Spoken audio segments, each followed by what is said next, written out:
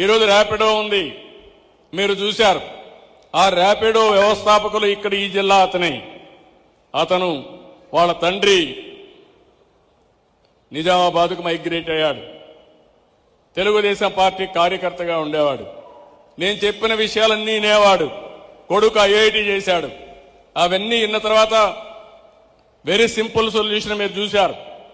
అతను చేసిన పని మీరు చూస్తే దేశంలో ఉండే ఆటోలు కానీ మోటార్ బైకులు కానీ ఇవన్నీ కూడా ఊబరైజేషన్ ద్వారా ప్రయాణ సౌకర్యం చేశాడు. ఒక ప్లాట్ఫామ్ తీసుకొచ్చాడు.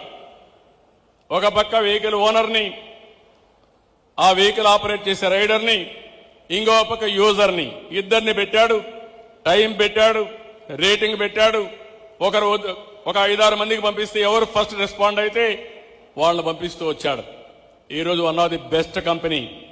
ఐడియా గ్రేట్ కాదు, కానీ ఆలోచించిన విధానం గ్రేట్. ఇంతవరకు చాలా మంది ఊహించుండరు.